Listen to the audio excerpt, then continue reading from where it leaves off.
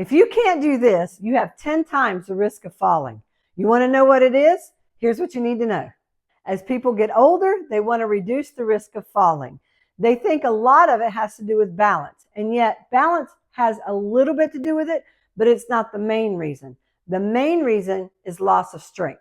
As you've heard us before, we've discussed sarcopenia, which is the loss of body muscle mass, and that happens after the age of 35. It happens to all of us. So what happens? We don't only just lose our body strength, but we also lose that lean muscle mass that we have. So that's something that we need to work on. Your body starts to change, but you also start to lose that confidence in what you used to do. The running and the dashing and the changing directions. And that's something that we all need to work on a daily basis. Again, that has a lot to do with strength. So here's the thing. When people get up out of a chair, they don't know this, but they have a tendency now to pick themselves up. So I see people lean forward, put their weight on their legs to get up, or if they're sitting down, they use the side of the chair and pick themselves up. Or even I've seen people rock back and forth and try to get up. Every way like that, you're helping yourself get up. The test is when you sit down, you should be able to get up without using your hands, without using anything. That is testing the strength in those legs, but not just the legs, the core strength. For you to stand up without using anything, you have to use your core, you have to use your legs, and then of course balance comes into play. I've also seen people when they get up, they hear and then they fall forward because balance is not there. So there's lots of things that happens when you're just getting up out of a chair. Also, the chair might be too low and then it makes it even harder to get out of it. So a good test, go sit down.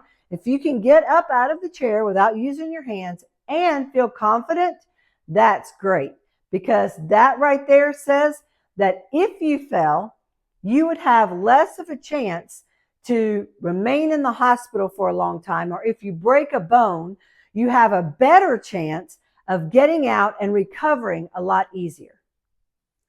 So what you want to do is to train yourself. So if you're a very beginner and you can't even do that, the first step is just to practice sitting in a chair, getting back up without using your hands, sitting in that chair and getting back up without using your hands. Now, if that's hard, sometimes you might have to use your body and rock forward, reach those hands forward, and then reach those hands back. Because another thing is when you're sitting down, you don't want to fall down. You want to sit down. A lot of us get to a certain point and then we just fall into that chair. Don't want to do that. You want to stand up, find that balance, sit back down. So that's the first thing about training. Then we're going to add it and make it a little harder. We're going to stand up, and instead of sitting all the way down, we're going to let our bottom touch and then stand right back up, just like we're getting ready to. Instead of letting go, we're going to tap that chair, stand right back up, tap the chair, stand right back up. You guys are getting up and down anyway. So I know sometimes it hurts the knees and things like that, but you've got to train the body to get stronger. Now from there, we can go to more advanced levels, and I've got a band right here. You can stand on the band and bring it up. So now right here, I'm doing the same thing. I can sit, I can stand, I can sit, I can stand. Next level, tap the bottom, stand right back up, tap the bottom on the chair, stand right back up. So there's just some levels that can help with that exercise, help you get stronger. But the biggest thing is to be aware of what you're doing. Every time you stand up out of a chair, think about it. Think about the muscles you're going to have to use, and think about not picking yourself up, but allowing the legs and the body to lift you up out of the chair. Hey guys, so another step is a deep squat. This right here is something that helps with a lot of the mobility in your ankles and in your hips.